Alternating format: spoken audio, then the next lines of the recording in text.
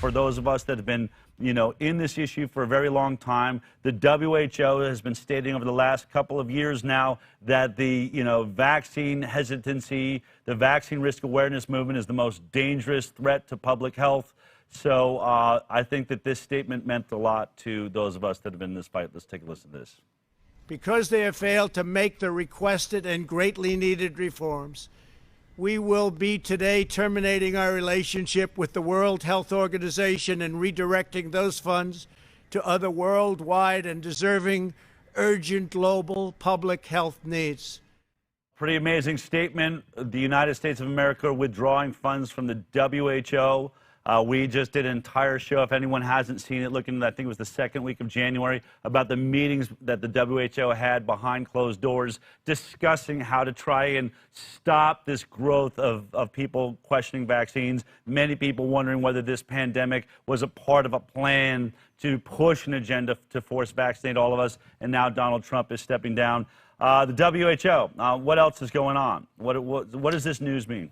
Well, on May 18th, Trump put the WHO on notice for a bunch of inconsistencies, the lack of international alarm with the coronavirus, not giving the world community a heads up despite the early warnings from China and from Taiwan. So the U.S., as you saw from that video, the U.S. has withdrawn funds. It's 400 to 500 million per year that they had been giving to the WHO.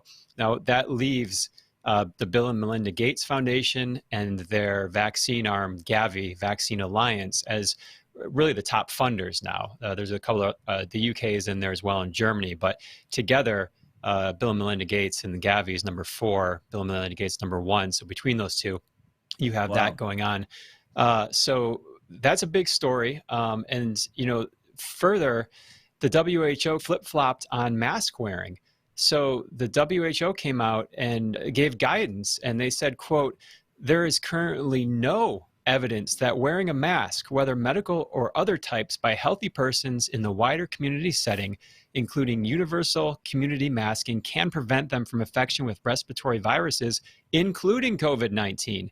So here we go. It's amazing. And as I walked around seeing people in masks and waiting, in some grocery store for someone to come up and say, you're not wearing a mask. And I felt like, have you not seen what the WHO had to say? Now, I don't normally like what the WHO has to say, but when they come our direction, it's quite astounding, really. And it really does make me start thinking, what is going on here? When we think of a plan, right? When we think of is Bill Gates running the world? Certainly Bill Gates didn't want this news out. It doesn't seem like Tony Fauci, that's saying you should wear your mask and social distancing and all the things. And now you have the WHO saying none of that really matters.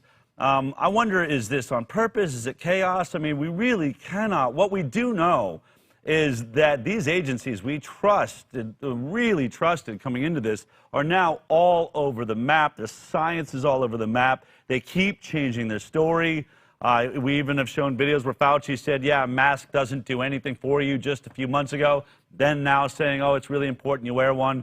I think it's why more and more people are tuning into the high wire, right? Because we've been saying all along, we haven't flip-flopped on this. The mask is not good for you. It doesn't do really anything to stop the virus. And now we're being backed up by multiple sources, including the WHO. What else we got?